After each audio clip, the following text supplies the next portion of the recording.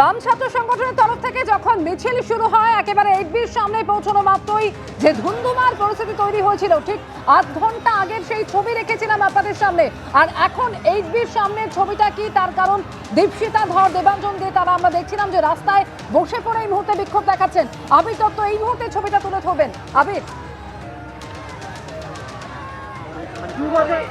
দেখো, ব্যারিকেড ভাঙার সঙ্গে সঙ্গেই আমরা দেখলাম যে পুলিশের তরফ থেকে এই যে বাম ছাত্র সংগঠনের বা অন্যান্য যে কটি বামের ছাত্র সংগঠনের তরফ থেকে এখানে উপস্থিত রয়েছে যারা, তাদেরকে আটকানো হলো। এবং আটকানো হলো শুধু নয়, তাদেরকে এগোতে দেওয়া হলো না। ব্যাপক ধস্তাধস্তির পরিস্থিতি, বেশ কয়েকজন এখানে আহত হয়েছেন আমরা দেখছি। তাদের সাথে আমরা একবার কথা বলবো। ভাই, তোমরা সবাইকে আহত হয়েছে, তোমরা দেখাচ্ছিলে মানে পুলিশের সঙ্গে ধস্তাধস্তিতে কোথায় লেগেছে? চোট, রক্তাক্ত হয়েছে দেখছি, দেখা যাচ্ছে একজন এখানে বসে অবস্থান করছে, তাকে কিন্তু রক্তাক্ত অবস্থা। পুলিশের কাজ ছাত্রদের গায়ে হাত তোলা নয়, নেম প্লেট নেই, নেম প্লেট ছাড়া পুলিশ এসে আজকের এইখানে ছাত্রদের গায়ে হাত তুলছে, খামচাচ্ছে, ঘুষি মারছে, এটা কি ধরনের জিনিস? আমরা একবার কথা বলবো। দীপশিতা, দেখা যাচ্ছে একজন রক্তাক্ত হয়েছে, তুমি আহত, একবার চলে যাবো, কি বলবে? মানে এটা পুলিশ কিছু বলার নেই, পুলিশের কাজ এটা।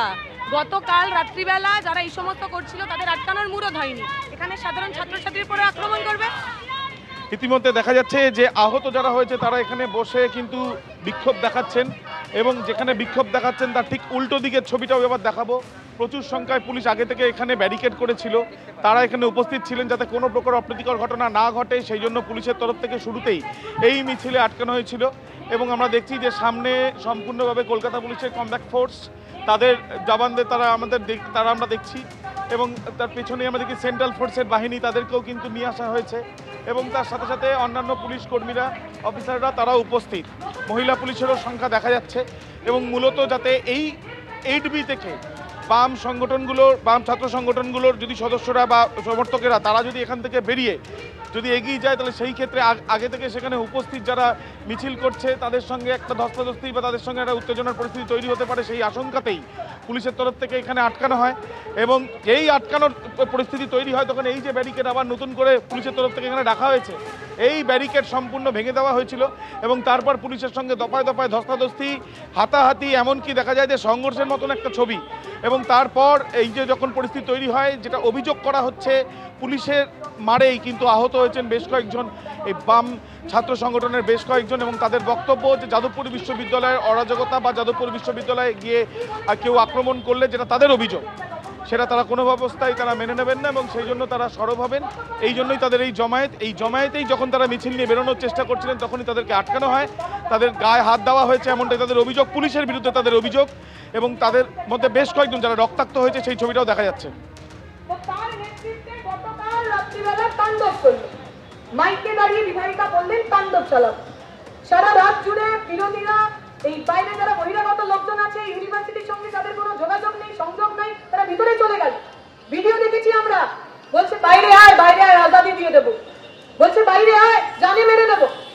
ওইখানের সাধারণ ছাত্র ছাত্রীদের খুন করার প্ল্যান নিয়ে এই বহিরাগত গুন্ডারা গেছিল। বাইরে দাঁড়িয়ে অরবিন্দর নামে স্লোগান দিচ্ছেন, ঋষি অরবিন্দর যাদবপুর বিশ্ববিদ্যালয়। আর সেই অরবিন্দর নামাঙ্কিত যে বিল্ডিং, সেই বিল্ডিং আগুন দিয়ে পুড়িয়ে দেওয়ার চেষ্টা করছেন, দেখেছেন আপনারা? শুভেন্দু অধিকারী ডায়লগ দিচ্ছেন, গুন্ডা দমন আইন নিয়ে এসেছি। আচ্ছা, যে গুন্ডাগুলো আপনার পাবলিক প্রপার্টি, আপনার ইউনিভার্সিটি বিল্ডিং, তাকে জ্বালিয়ে দেওয়ার চেষ্টা করলো, যার ভিডিও আমরা সবার চোখের সামনে দেখলাম, তার বিরুদ্ধে এখনো পুলিশ কোনো সুও মোটো কগনিজেন্স দিল না কেন? একজনের বিরুদ্ধে গুন্ডা দমন ধারায় একটা মামলা রুজু হলো না কেন? ওরা যদি মনে করেন গুন্ডামি করে, ওরা যদি মনে করেন বাদরামি করে যাদবপুরের মাটিতে সাধারণ ছাত্রছাত্রীদের আটকানো যাবে, ওদের আমরা মনে করে দিতে চাই, ইতিহাসে যারা যারা ইউনিভার্সিটি পড়াতে চেয়েছেন, ইতিহাস তাদের পুড়িয়ে রাখ করে দিয়েছে, তাদের অস্তিত্ব ইতিহাসের পাতায় থাকেনি, ওদেরও থাকবে না। আজকের দিনের ঘটনা, আমরা বলেছিলাম আমরা একেবারে শান্তিপূর্ণ এখানে অবস্থান হবে। কারা এসেছেন এখানে? মালিনী দি এসেছেন। কে মালিনী দি? পশ্চিমবঙ্গের বুকে দাঁড়িয়ে যে একজন মানুষ সঠিকভাবে সঠিক নির্বাচনে মমতা ব্যানার্জিকে হারিয়েছিলেন, তার নাম মালিনী দি। যাদবপুরের অধ্যাপিকা, আমাদের সব্বা, আমাদের অভিভাবক। মালিনী দি আজকে এই সভায় এসেছেন।